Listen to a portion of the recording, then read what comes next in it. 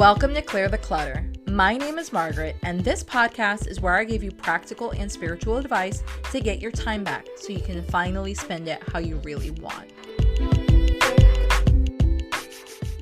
Hello. Welcome to today's episode. So if you're listening to this episode live, this episode is coming out a little bit later in the week than normal because this week was my 13th year wedding anniversary. And I wanted to spend more time with my husband and do all these things. So I ended up inverting my week and kind of doing the things we would normally do during the week. And then obviously the podcast was recorded this weekend. So what we're going to dive into today is what has being married for 13 years taught me about love, growth, and patience. Now, don't worry or don't think that, this episode won't apply to me if you're either not in a committed relationship, not in a long-term relationship, not married.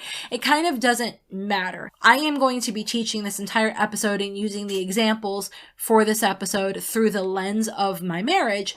But there are 4 key principles that I'm going to be going over that you can use, and you can take them to apply them to any relationship. You can apply it to your friends. You can apply it to your coworkers. You can eventually apply it to a significant other. So there's a lot of really good structure and uniformity and just kind of life core timeless lessons that I learned through my marriage, but don't necessarily only apply to someone that's being married. So with that being said, let me give you a little bit of background if you're either new to this podcast or you kind of don't know my background a little bit. I have officially, as of the 11th of 11, I have been married for 13 years. Now, Ben and I got married when I was 19 years old and he had just turned 20. We are high school sweethearts. We were dating in high school and, went to homecoming together, went to prom together, junior and senior year. So we did all these things together. We've gone to college together. All of these things we have grown. And one thing that I always like to kind of say, spiced up our life a little bit was about 7-ish years ago, give or take, we started working together. So not only are we together, obviously, in our home life and in our marriage, but now we're taking this dynamic and we're working together. And when I mean working together, that doesn't mean we both go into the same building and then we part ways. We are physically hand in hand working together, working side by side, passing off customers to each other within 10 to 20 feet of each other at any given moment, all day long at work. And then you go home together and then you're home all the time together. So this dynamic that working together plus being married has taught me has taken all these little tools and skills and helped us identify different problems that may or may not have become a thing later on. But because we learned the 4 key principles that I'll go over in today's episode, all of these possible problems or potential problems literally got nipped in the bud because we have this really strong foundation. And like I said, you can take this foundation and you can apply it to your friendships. You can apply it to coworkers. It doesn't matter the type of human interaction you want to apply it to. You can even apply it to like your kids. It just matters that, like I said, you bear with me because I learned these principles by being married, so that's the lens I want to teach everything through. And the other part of it too is working together. We've been working together for, again, I said about 7 years. Now, as you start working together, obviously, whenever you're at a new location or a new place or a new job, things are always a little bit weird. But, when you're working together on top of it, being married, it's one of those things that you can't go home and be like, wow, my coworker, he's such a dick because he is your coworker. So it's, every once in a blue moon, we'll tease each other and be like, yo, my coworker is blah. But obviously we're joking. But you have to learn how to communicate very clearly. You have to be able to do basically the 4 pillars. So the 4 pillars are going to be strong communication, clear communication, making space for really deep conversation, going and being able to have, again, deep and clear conversations about where you're not feeling supported, and then being willing to change something that isn't working. Now, again, these principles,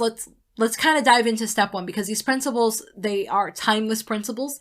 And one of the things I attribute to my success of being married for this long, especially during the time in our lives when you would have figured, you would have the most change. So obviously when you're in high school, you're figuring out all these things. You have all these hormones rushing through you. Everything is, of course, new, fun, and exciting. So we went through that together. Side tangent, I'll let you guys know, we've actually known each other since we were in 5th grade.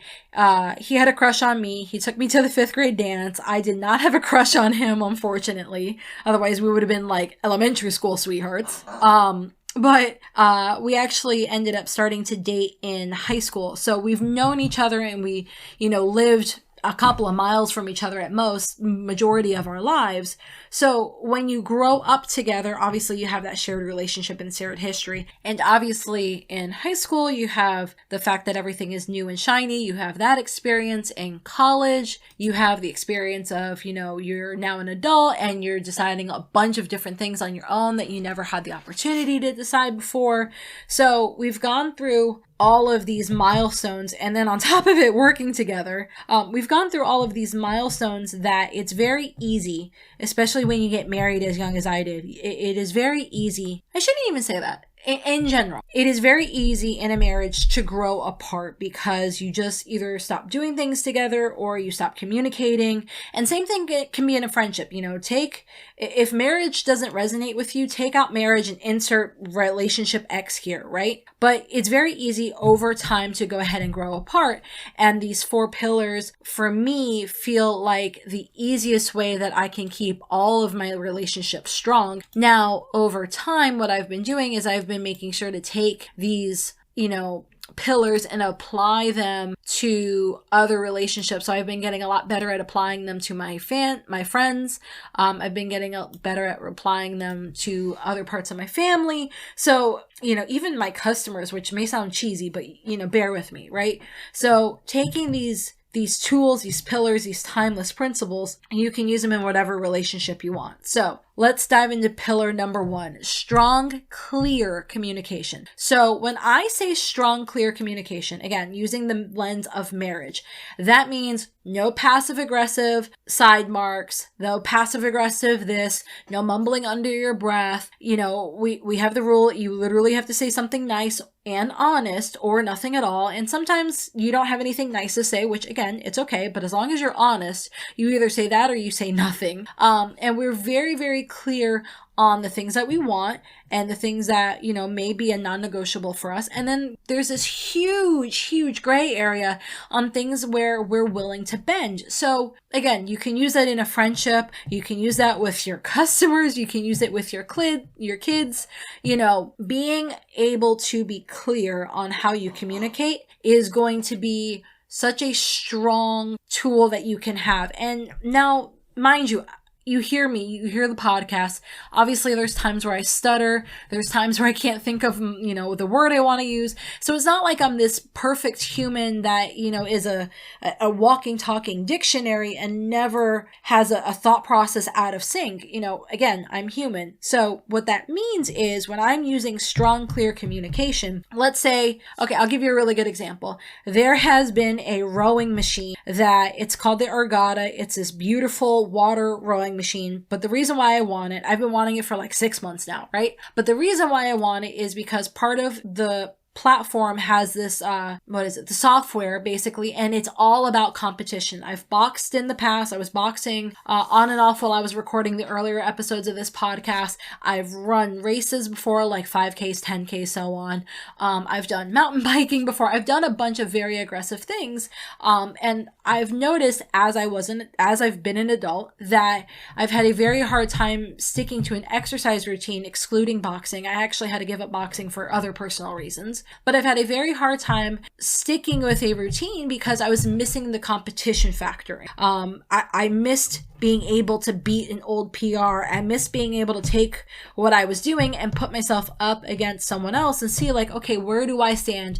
If we had to race, if we had to go head to head, could I come out on top? I have this adrenaline rush about being competitive that I love. So when I was using strong, clear communications, I finally was able to understand, why can't I just do the exercise DVD that I've bought and I have, maybe 10 of at this point? Why can't I just do all these other little things that I have bought in the past? And I was like, well, clearly once I recognized it, I'm missing the gamification gamification part of it, or I'm missing the competition part of it. So when I found that this tool let me do both, and obviously it has no impact on my joints, which is really important to me. It's really, really good weight bearing issues, blah, blah, blah, blah, blah. It has all these other benefits, right? It works so many other muscles in your body so that you come out a lot more balanced, which is something that I've learned that working on the farm over the summer, and we were planting trees, I was like, oh, this should be easy because I'm boxing 3 times a week. Well, yes, there were parts of it that were easy, but it was also fascinating to me that it didn't matter that I could box for an hour straight and feel like I was going to keel over at the end, you know. And when I say box, that means doing drills in an unair conditioned 100+ degree room, because again, it's Florida, so it's hot as fuck outside. So, you know, I figure I'm in really good shape. I can box, I can do all these things. But when I was trying to do functional things around the farm, I could see and I could feel the areas of my muscles that had like barely any muscle tone. And I was getting my muscle tone from doing the farm, not the boxing. So I did all this research and I figured out the things that were really important to me in wanting a piece of exercise equipment. And so Ben was like, okay, cool, not a problem. You want that exercise equipment? And we've always had this rule. So it's not like he was picking. He's like, you need to figure out how to earn the money. And the rule in our household has been, especially when it's something that you personally want, not something that's going to benefit the household as a whole, but when it's something you personally want, we've always challenged each other as a growth tool to say like, okay, well, if you want it, how bad do you actually want it? Are you willing to work for it? Are you willing to save for it? Are you willing to do a side job or a hustle or do all of these things so that you can go ahead and save up all the money and then pay for it all, you know, quote unquote, in cash at one time. We've never really been a fan of putting things on credit cards that were luxury items that, well, obviously that we didn't just have the money sitting there. We were trying to get the points, right? So like, instead of him saying, oh yeah, go ahead and buy whatever, do whatever you want, he's challenged me and he's had his version of strong, clear communication of, okay, well, you want this exercise piece of equipment. It's, you know, X amount of dollars. Let's go ahead and have you save for it, or you can side hustle, or you can do however you want, but you have to figure out how to earn the money. And that may sound cheesy, but you have to understand. Let's go and break that down, right? I was able to articulate, again with my stutters and my not perfect word choice, but I was able to communicate, I want a piece of equipment. I would like to have a piece of equipment that I can use at home, and I could go ahead and work out on it in the safety and the comfort of my own home, literally 24/7, obviously whenever I'm home, that is not tied to the farm, not tied to the palm trees. And the reason why I want this specific tool is because it meets these 2 needs. So it meets the need of me being very competitive, and it meets the need of me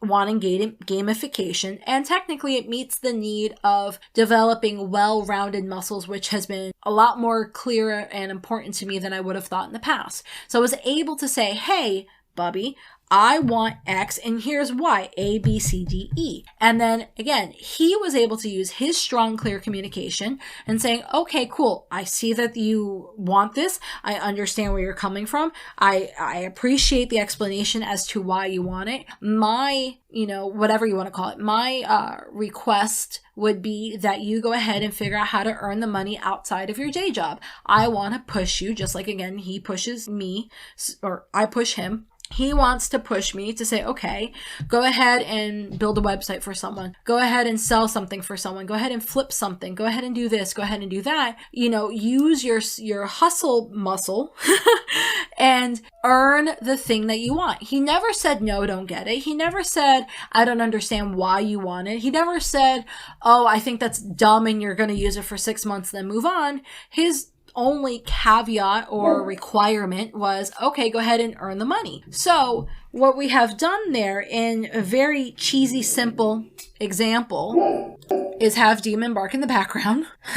So outside of Demon barking in the background, using this, what sounds like a very cheesy example, has let both of us communicate, at least on my side, it's let me communicate a need, which is the piece of wanting to be able to work out at home. It's let me communicate the why of the need and how that is important. Again, gamification, yada, yada, yada. And then what it has let him do is say, okay, I hear you, I recognize you, I understand you, I'm on the same page with you, but my need is that I challenge you to go ahead and side hustle the money. So both of our needs are getting met. Both parties are being heard, both parties are being understood, and both parties are communicating. This episode is just going to be filled with dogs, apparently. I'm not going to even bother to try and re-record this. Anywho, let me just make sure to take Holly Squeaky away. Anywho, so clear, strong communication is a key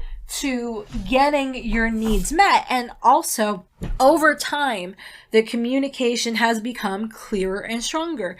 I don't know, 6-7 years ago, I would not have been able to say, hey babe, I feel that I need an alternative way to work out at home that I could do at 10 o'clock at night or 4 o'clock in the morning, even though I for love of God, hope I never work out at 4 o'clock in the morning. But I would never have been able to articulate so clearly my need and why I have this need and what it fulfills and what I feel is lacking in my life. Part of that has come from working together. Because when you are working together and your husband is your coworker, you can't just use vague statements. You can't just clap back at them. You can't make a side comment or a passive aggressive remark, because not only obviously is that bad for coworker between coworker, but this is also the most important person in your life, and you would never dream of treating them that way. So you learn all these really good communication skills. There are times where we'll use the phrase of I feel or I believe, or that is not ultimately true. A lot of the phrases that I use in the podcast, we use at home: collapsing time, becoming our own bank, the side hustle, this is what I want, this is what I deserve, this is what I'm willing to do, this is a non-negotiable, I am no longer available. All of these different phrases, we use them at home so that we can articulate to the other person, not only if it's just obviously between the two of us, but even to customers. We need to be able to articulate, this is where I stand, these are my needs, how can we meet in the middle? And then what that ends up doing is, if you do this right, it leads into pillar number 2, which is making space for deeper conversations. So obviously, again, because Ben and I are like together, joined at the hip, basically 24/7, which again, I love. But because we do that, it would be very easy to, again, like I said, get passive aggressive or only talk about surfacey level shit. And what we do is we'll go on Mondays and we'll run errands and we'll drive around. We'll go drive 2 hours to go look at a trailer. We'll go drive 3 hours to go buy palm tree stuff. Like, we'll do these big trips together majority of the time. And what we'll do is we try, whether it has been conscious or unconscious, now it's conscious at this point, but what started out as an unconscious habit turned into a conscious one of using these really big road trips to have these deep, uninterrupted conversations, because it is so easy, especially when you're together 24/7, to stay very surfacey, to talk about what's going to be for dinner, to talk about the fur babies, to talk about paying the bills, to talk about, little light fluffy stuff, and never kind of get into what your actual needs are. So if I brought it up, last week I went out to go visit one of my girlfriends in North Carolina, and I stayed with her and her husband, and I noticed, and I was slightly envious of how affectionate they were. And I was like, damn, these bitches are like, hugging and kissing and holding hands 24/7, and they don't work together. And I was envious, but I was also fascinated. And I was like, okay, well, one of the things that I think has been somewhat of a negative of working together is because we do work together and because we are with each other 24/7, we have learned, because of work, to not be very physically affectionate. So we don't really think about holding hands, or we really don't think about giving each other a kiss or any of that stuff, because when you're at work, you would literally subconsciously do that. I remember the first time I called Ben babe in front of a rep. So he was a rep for one of the manufacturers. I was doing my job. I was clicking on this, clicking on that. And I was like, hey babe, can you go ahead and do X, Y, and Z for me? And the way I said it wasn't like, hey boo, hey honey, like hey to a coworker. it was a very romantic, hey babe. And my rep's like, his eyes about popped out of his head because he's like, oh my God, these two are having an affair. Holy fuck. Because clearly he could tell that we're married, but he didn't know we were married to each other. And I was like, no, Oz, it's okay. We're married to each other. And he's like, oh my God, that was so awkward. So because of being together at a job 24/7 where you can't be affectionate, you can't have that unconscious like kiss goodbye or honey or, all of these little phrases that you would do, we've let that kind of bleed over into our personal life where, yes, we're still affectionate, but we're not maybe as affectionate as we would have been had we not worked together. So when I saw my girlfriend and her husband doing this, and I was like, holy shit, this is something that, maybe I don't want to be that level affectionate. But maybe it, there was a reason why I was envious. There was a reason why I was like, damn, why are they having that and I don't? So when I came home, I communicated again, used the clear communication. I was like, babe, I love you. I appreciate you. We do everything together. I wouldn't trade any of this for the world, but I wonder if we have set up a little bit of a bad habit of when we're on our personal time, when we're together in our own private life, that we're not as physically affectionate. I don't go and hold your hand. We don't give each other kisses goodbye. Little itty bitty things like that you wouldn't think of. But again, all of this are little problems that you can nip at in the bud so that they never become a big problem. They never become a thing. And I told them I would like to try, whether it's cheesy or not. And he just started laughing at me afterwards. But I was like, I would like to try to be more physically affectionate when we're on our time. So I'm going to hold your hand. He was driving me home from the airport. He's driving me home from Orlando.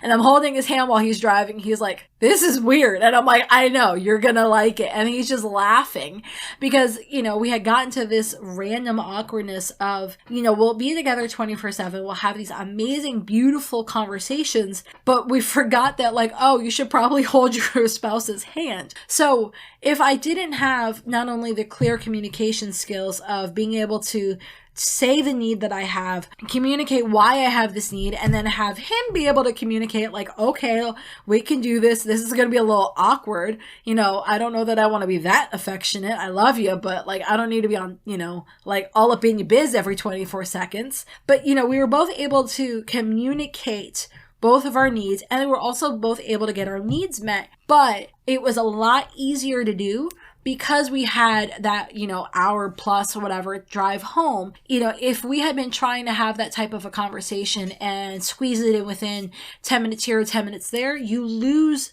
some of this beautiful richness and complexness of the conversation. And sometimes it is just the fact of letting the other person think or ramble or, kind of pull on a thread and then you both can pull on this thread together, or just feel, the need to vent, whatever the scenario is.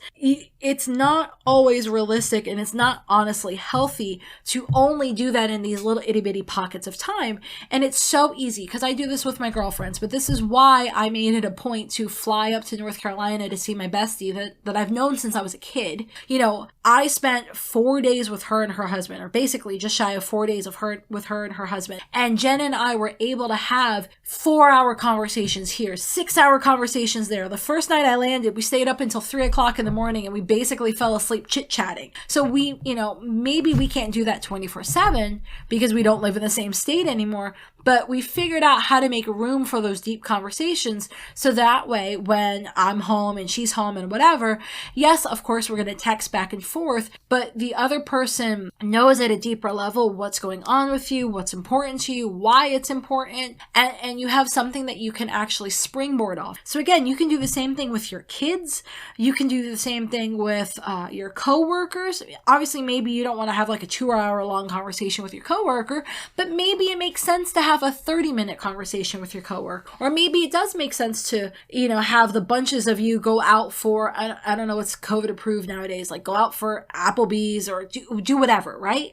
Maybe it makes sense for your customers. Again, obviously you might not want to have a 2-hour long conversation with your customer depending on your business, but maybe that means the version of deep conversation for a customer could be having a conversation, looking them in the eye and focusing only on them, focusing on that person that is not only helping pay for your livelihood, but is trusting you with their money and is trying to have you fulfill a need for them and all of these things. So like I do this all the time when I'm at work. Whenever I am with a customer, I do my damnedest to make sure that I focus solely on them and that they are my center of my world. And it may sound cheesy, but like I like give them full on eye contact. If the phone is ringing, I ignore the phone. If another person asks me a question, I'll say, hold on one moment, I'm with a customer. Like I do everything in my power to make sure that I am focusing on that customer and I give them the attention that they deserve in that moment. So that is my variation of like a deep conversation, but that applies everywhere. Having these connections and strengthening this connection really does help you in the long run. And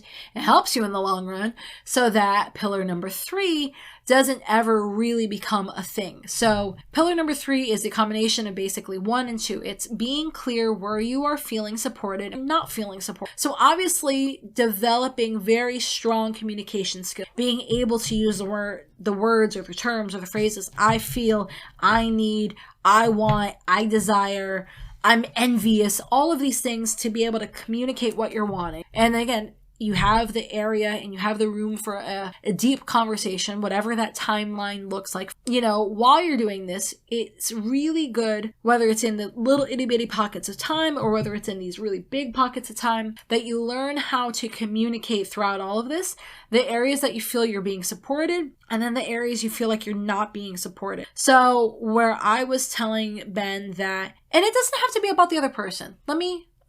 I had that little light bulb go off. So I don't know who I'm saying this for. You can say to your spouse, to your friend, to your coworker, to your boss, to your customer, you can say this to whoever, right? If there's an area that you feel like you're not being supported, there is a way to deliver it without coming across as evil, bitchy, and judgy. There is a way to communicate that, you know, you're looking to have them help you solve this problem versus you never listens to me. And I don't know why I stuttered with the listens, but you never listen to me. You never, you don't, you always. Those are very accusatory words. And I am so not a fan of using accusatory language because it's not inviting a conversation. It's not inviting two parties to go ahead and solve a problem.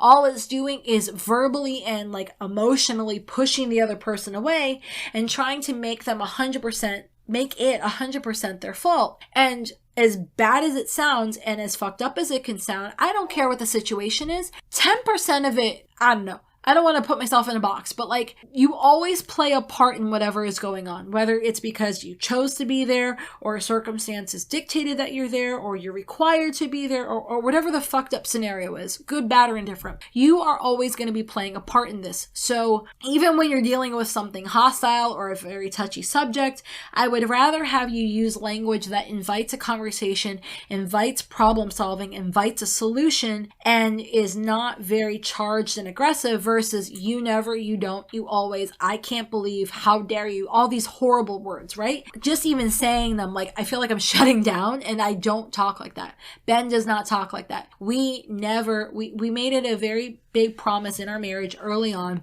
because we had seen bad habits from other people, and they would get into these fights because, again, you know, everyone gets into a fight. You're a fucking human. You always will get into a fight, but it's a matter of how you deal with the fight and you move on.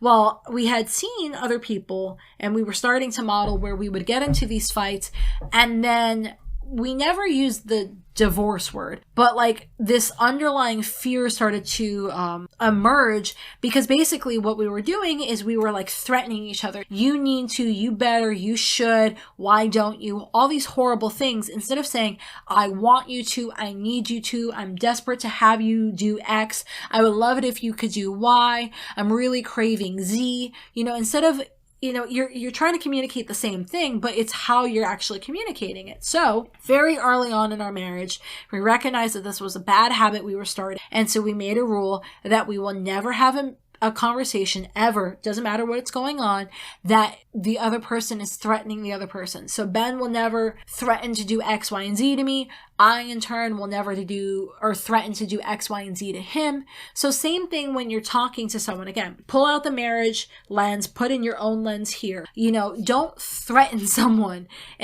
Because it doesn't get you anywhere. I was going to say, like, unless it's warranted. No, 99.99999% of the time, a threat is not warranted. You should either do or you shouldn't do. I know I'm probably fucking up like a Yoda phrase or whatever, right? But like, if you have gotten to the point where you are reducing the scenario to a threat, Clearly you've lost control of the situation. Clearly your needs are not going to be met. Clearly you are already assuming and trying to live out the reality that the other person cannot meet needs. So at that point, my argument would be, why even threat? Why not just take action and move on? So, and this has nothing to do with marriage, but hear me out, right? So say you have a super shitty boss and your boss is doing X, Y, and Z and being all sorts of shade and all sorts of shitty and all of that, right? Instead of threatening, oh, you better treat me right or I'm going to quit. Like, why the fuck are you threatening? Just either find a better job, go to HR if that's an option, figure out how to solve the problem, or fucking quit and move on. Because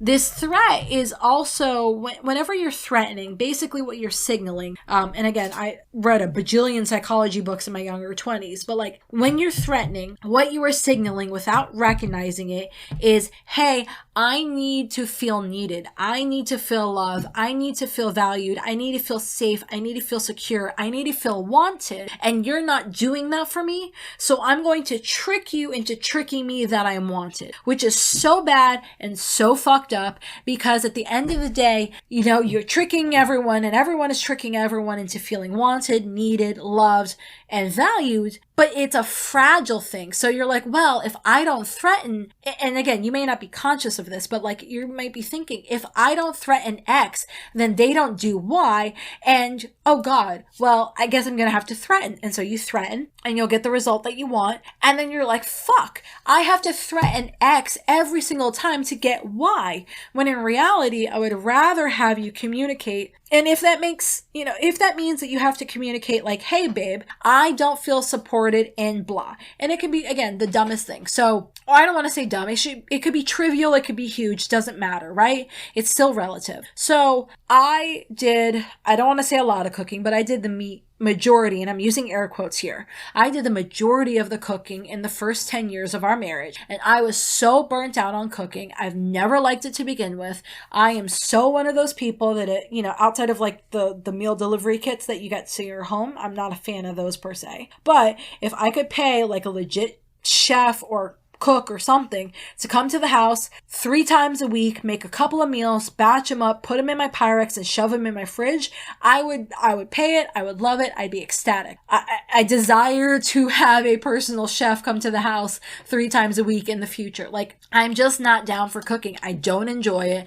I don't like it. I don't find it as an outlet. I don't find it as a creative reprieve. Now, cleaning, on the other hand, I can get some down with some cleaning. Like, I love me a good cleaning session. This morning, I got up really early with the dogs, and my father-in-law was coming to the house, and so he was going to stay with us for the weekend to hang out and work a car with Ben. So I was like, okay, obviously I need to clean his bedroom and the bathroom. And so I went and I got that done, and I still had like 25 minutes before I really needed to start getting ready. And I was like, well, screw it. Let me organize and re-zhush. I call it zhushing because that's just the word and the vibe of the moment. But let me re-zhush everything, because our bathroom drawers and our bathroom cabinet was feeling very messy, very cluttered. I had noticed I was starting to buy some duplicate stuff, and I'm like, that is not me. I do not buy duplicate shit unless it's intentional, not because I'm putting stuff in random places. So I spent like 25 minutes this morning organizing and re-zhushing and putting things in different bins and putting other things in different bins and putting things in different shelves. But I reorganized our bathroom cabinets and our cabinetry, or closet, and not closets, yeah, cabinet. I reorganized all of our bathroom cabinets, and I was so happy to do it. I loved it. And then I was like, okay, cool. It's time for me to start getting ready. I got ready. I felt like I started the day with a pep in my step. So it wasn't the fact that like I just didn't want to do something. I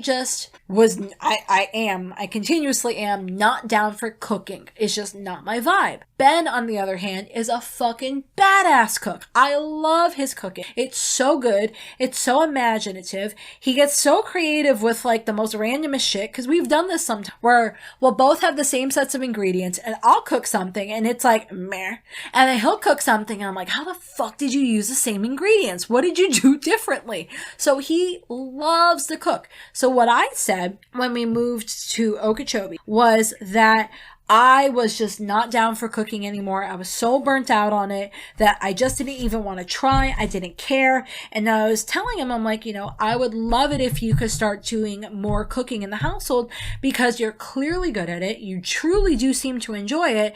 We both love eating your cooking versus my cooking that has no passion, love, or apparently spice to it. So I would rather have you help me with that than do other things because I'm not in it to win it anymore.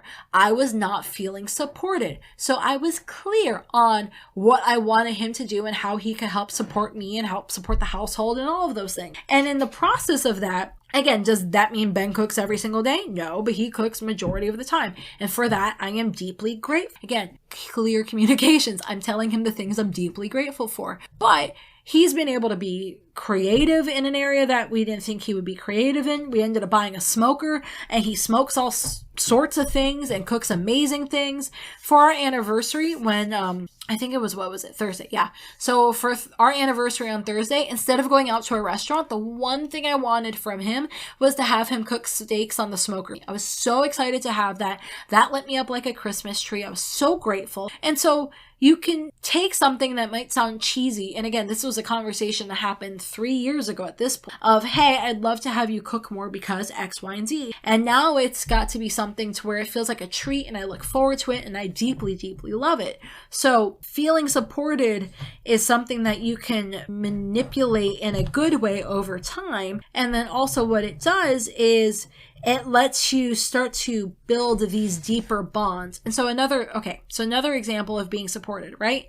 I was talking with Jen when I was in North Carolina, and I was telling her that, I really do love doing things with you. I really do love coming to see you guys. I don't want any of that to change. Obviously, when you guys are able, I'd love to have you come down to the farm and do all the stuff with us. But what I'd really like more is to not have so many surfacey conversations. So maybe that means once a quarter or whatever, once a random, we need to sit down and we need to talk about X, Y, and Z conversations because we only seem to do that in person, and waiting for 2 years to have this in-person conversation isn't good enough anymore. I feel like a part of our friendship is missing when we're not having these conversations. So I was telling her again, an area that I would love to be more supported in. I told her an area I wanted to connect deeper with her because, again, she's been my friend since I was a child. I love Jen deep. I love the friendship that we've had over these 2 decades at this point. And I love that we have all of these memories. One of my most happiest memories with her is when I went to North Carolina 2 years ago, so before the pandemic. And,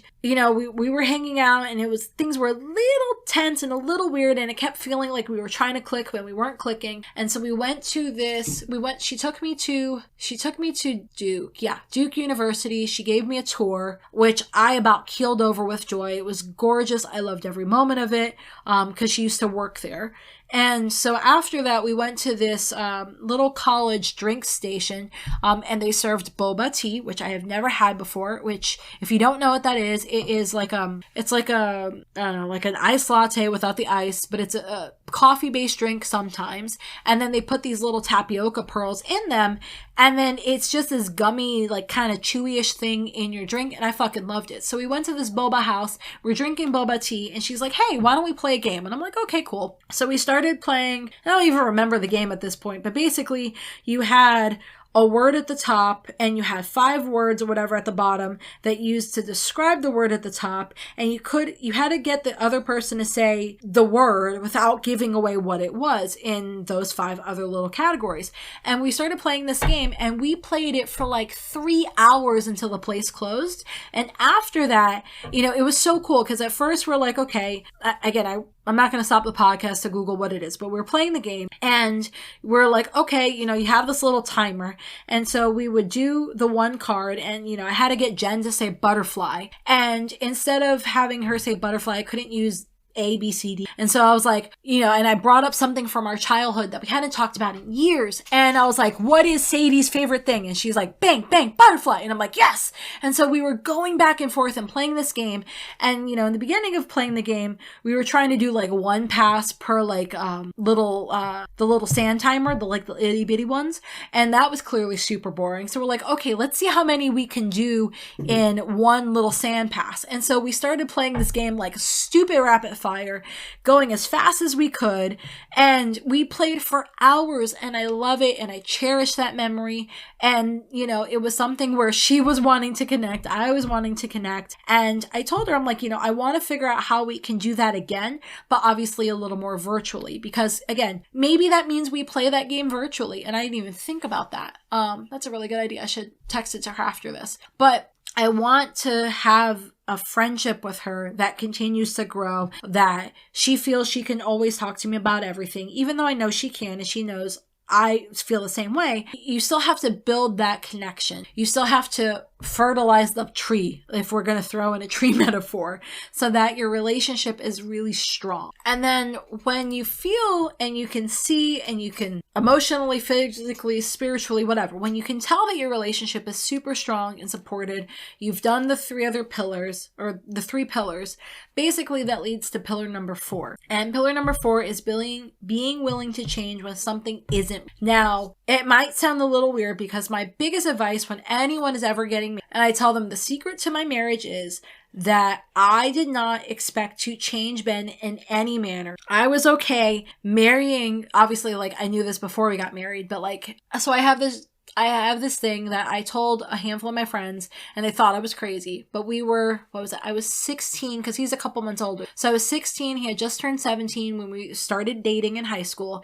And we were dating out of 3 or 4 months. And I told my friends, I'm like, I'm going to marry this guy. And they're like, Maggie, you're fucking crazy. How do you know this? Blah, blah, blah, blah, blah. A lot can happen. I'm like, no, you don't understand. I'm going to marry this guy. I am so in love with him and so obsessed with him that, mark my words. And damn if I didn't marry him. And I love him to pieces, and I wouldn't change a moment of it. But one thing that I always tell everyone is, if you are going to get married, the biggest thing I want you to be comfortable with is you need to pretend that person is a little capsule in time, and all of their quirks, the good, the bad, and the ugly, is not going to change until the day they die. If you are not okay with who they are on every level, and them being that person until the day they die, you should not get married. You're not going to be a good long-term fit. And now that's different than being willing to change and work on something. I have this very deep belief that we have these core principles that are who we are. I'm always going to be competitive, whether it's at work, whether it's at home, whether it's, I don't know, weed whack in the yard and trying to be like, okay, well, can I weed whack the front yard in under an hour this time?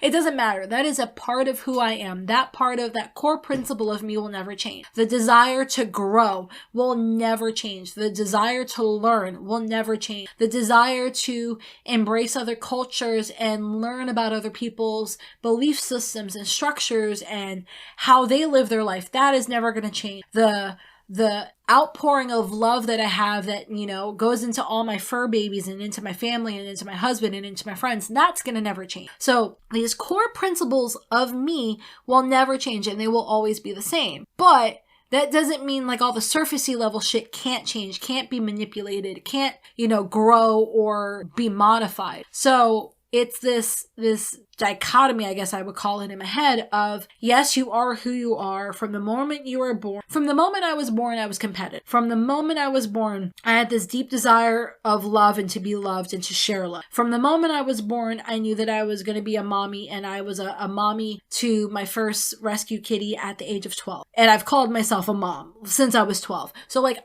I know who I was, again, from the beginning. But that doesn't mean that I can't maybe learn to cook one day. Well, I shouldn't say that. Learn to enjoy cooking one day. Maybe that doesn't mean that I can't learn to do X, Y, and Z one day. So it's not a matter of changing the principles of who you are. It's a matter of being willing to maybe bend or maybe change some of the fluffier shit of who you are. Because as you grow, as you age, as you evolve, as your friendship evolves, your coworkership evolves, your customer base evolves, your marriage or long-term relationship evolves, it's always going to evolve. It's always going to change. You're going to want that to be part of the relationship because that's how it stays fresh and that's how it stays healthy. If it's the same stagnant, boring ass relationship, especially in a marriage, that shit's going to fail, and that shit's going to fail fast, and it's going to fail hard, and it's going to fail ugly, like ugly, ugly. So you want it to change, you want it to grow, you want it to have fresh oxygen and life and vitality. And part of that is being willing to change when something isn't working. So a very, very, very long time ago, there's always a stereotype that the husband, is taking their clothes and they throw it on the floor and magically they can't seem to put their socks in there, right? Well, I've done that. Ben's done that. We've always done that in some, I don't know. I used to not be really, really good at putting stuff away. I would leave shit out everywhere. And it wasn't intentional. It was always, well, I'll go back at the end of the night and clean it all up. And it would drive him freaking bonkers. And he'd be like, babe, I love you. You're not a messy person. Why are you leaving all the shit out? Why are you leaving everything half finished? Because in his eyes, in his belief, when you do something, you do it from literally A to Z. So if you are going to cook dinner, you're not only, which preferably I am not because we want something edible and tasty and delicious. But like if someone is going to cook dinner, that's hopefully not me, they go through and they cook the meal. They, most of the time we end up plating the plate for each other just as a sign of love and affection. And then we'll take all the food and we'll put it in the Tupperware. We'll put it in my Pyrex. We'll put it in the fridge. We'll take all the dishes. We'll put it in the sink. We'll wipe down the counters. Like that for us is an A to Z process. Going in, paying bills. I pay all of our bills at one time during the week. If we are cleaning the house, we'll clean the house from top to bottom. Like if, I don't know, I'm making stuff up in the morning when I'm getting ready and I'm, putting my clothes on, putting my makeup on, brushing my teeth, all that crap, right? I'll do all of that. And then I take all my stuff and I put it away. I put my makeup back in my makeup bag. I take my makeup bag, I put it back in my bathroom closet. I make sure my counter is clean and, doesn't have anything on it before I leave the bathroom. I make sure, because of his advice and because of the things where he wanted to be supported, and it was something I was so willing to change, but I made sure to follow through on as many things as I possibly can. Am I perfect at it? No. Am I always willing to get better at it? Yes. There's been some things where I've been a little flaky and I've forgotten some things in regards to the palm tree farm. And I was like, okay, well, clearly the tools I was using in the past are not working. So let me try a different tool. So now I started putting things as a Google Calendar appointment to be like, okay, call John Smith about fertilizer, call blah, blah, blah about blank. So then that way I could truly follow through because it was something I was willing to change. Being someone that doesn't follow through is not a part of my core principles, is not a part of my belief system. But I recognized that it was something that Ben needed. It was something I wanted to be. I want to be the person that everyone thinks of when they're like, hey, who follows through on their shit? I want them to think Maggie. Oh, when someone thinks about who's a really good cook, I want them to think Ben. When someone thinks about X, Y, and Z, I want them to think of me, or I want them to think of Ben. So being willing to bend is not a bad thing. Part of it is making sure that you're communicating why you want them to bend or why they want you to bend. That's really, really important because if you don't have the communication very, very clear, then it's easy to resent the other person. So it could have been very easy for Ben to resent taking over the cooking after the last decade of me crappily cooking. He could have been like, wow, she blah, blah, blah, blah, blah. And in reality, I made it very clear so that he understood I wasn't schlepping stuff on him. I made it clear so that he could go ahead and go like, oh, okay, well, this is what she needs. Cool. Let me go ahead and help accommodate her. Let me go ahead and bend. And same thing for him about putting stuff away and following through on this. He's been very good, very patient, very clear as to why that's important and how that could support him. And so what I've been doing on my side is I've been trying to use different tools or resources so that I can make it easier on myself to go ahead and meet his needs. I don't believe that bending is wrong. I do not believe that bending is bad. I definitely don't believe that meeting either in the middle or somewhere in the middle is wrong or bad. I think all of us should maybe do that a little bit more, but you need to have the why behind it, because if you don't, then again, that's where the resentment comes in. That's where things get messy, and that's where things can kind of spiral. So I have been almost talking about my marriage, which is saying something, for about an hour. So let's go ahead and kind of wrap this up a little bit. If you have any questions in regards to marriage, I know I really don't talk about this stuff. I used to in a very long previous life. I wrote a book called I Do Now What. It's totally due for an update. I was actually even talking to Ben about creating a course on all of the lessons that we've learned in the milestone moments of being married. So year 1, you have a milestone moment. Year 3, you go through a milestone moment. Year 5, you go through one. Year 7, you go through one. Year 10, you go through one. And then probably about 15, we'll go through another one. And so I talked to him about maybe creating a course on this, which we'll do at some point in the future. But I'd love to see your feedback if that's something you're interested in, just so I could show him and be like, I'm not the only one that wants this. We've even thought and talked about creating a course on hustling together, hustling from the female's perspective of how do I make it so that it's something I feel like I can do and I can scale and I can grow, and then hustling from the male's perspective so that you can get the male passion and aggressiveness in a good way and all of the good habits and take both sides of good things and put it into one thing. So there are these other courses that we've been talking about privately about doing together, but outside of all of that, because again, we do everything together. If you have questions on marriage or long-term relationships or even long-term friendships, go ahead and send them to me. You can email them to me. You can send them to me on Facebook. You can send them to me in the Facebook group. You can go ahead and send them to me. Instagram, doesn't matter. Whatever is your easiest form of communication, go ahead and email, text me, DM me, whatever-ish me. And I will happily respond to you because I am so incredibly proud of this relationship that I have been a part of. I am so incredibly proud of the growth that has happened for being married for 13 years, for being in a relationship for 15 years. Like I have been a Stevens almost a couple more years. I have been a Stevens a couple years shy of longer than I was my maiden last name. So this relationship is something, and again, I don't mean to come across as perfect because I'm so not perfect. Ben and I argue, we have tiffs, we're human, we get peeved at each other, like these are all things, but I'm so incredibly proud of the relationship we have built, and if I could help anyone, I don't care when you're listening to this, whether it is listening to it in 2021 or it is 2031, I don't care. If you have a question, reach out to me. I will happily respond to you. So with that being said, let's go over some journal prompts and then I will let you get on with your day. So journal prompt number 1 is what areas of your relationship are rock solid and why? So our communication's rock solid. We have room for deep conversation. We do things that we can feel supported. Those are things that are rock solid. And obviously throughout this whole podcast, I've given you examples of my why. But that would be journal prompt number 2. Write all that out. Communicate that to yourself. And maybe if you feel froggy, communicate it to your spouse. Now, journal prompt number 2 is going to be what areas are you a bit more shaky on and why is that? So again, I've talked about this in the episode, but the areas that I don't feel that I'm great at is showing physical affection, hugs, kisses, holding hands. Outside of work, I have gotten really lax about that. And I've, again, explained why. But I want you to go ahead and write all of that out because if you can identify it, then you can have a conversation about it. And then possibly if you need to, you can change it. So that's going to be journal prompt number 2. What areas are you a bit more shaky and why? And don't worry if you're not in a space where you can write these journal prompts down. Depending on where you're listening to this, you should be able to click on the link in the show notes and it'll take you straight to the image that I'm creating for all the journal prompts. And then you can just go ahead and go off that. You can save it. You can do whatever, but at least it'll be very easy for you to access. So journal prompt number 3, what small daily steps are you willing to take to continue building a strong foundation? So we have set aside time to talk.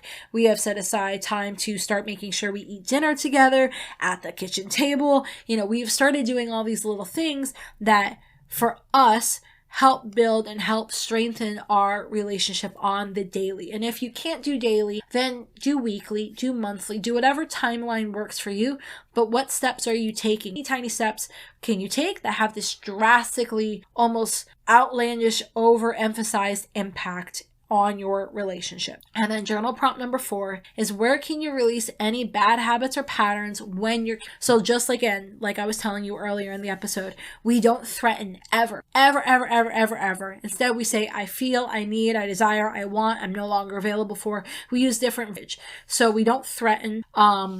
We communicate when the other person is peeved. There's all these little things that I've talked about in the episode that we've released them and we no longer, or at least we're both in the growth process of making it something that we don't do anymore. So you can kind of dive into that. And with these 4 journal prompts and listening to the pillars, whatever relationship, again, whether it is a marriage, a friendship, a coworkership, talking with your community, doesn't matter. Whatever relationship you have, I promise you, if you actually do the journal prompts and you apply the pillars, then you will make that relationship go from like 100 to like 300, because they're going to feel so loved, so acknowledged, so supported, so desired, and you're also going to get your needs exact same time. And that is what I want you to do, because that is what I've been able to do over the last 13 years. And just like I've said a million times, I'll say it a million times more, I would not change any moment, the good, the bad, the ugly, the everything in between. I would not change a moment of it for anything. You couldn't pay me enough. And there has been so much love and so much growth, and I would love for you to be able to have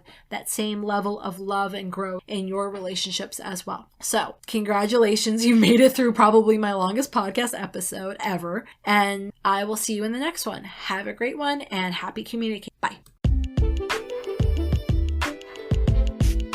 Have a burning question for me? Want that link I was talking about? Get access to all the resources and links that were mentioned in this episode and others over at margaretstevens.co. And if you haven't, don't forget to sign up for my VIP list, where I share special bonuses, pre-launch coupon codes, and advice I don't share anywhere else. Thanks for listening.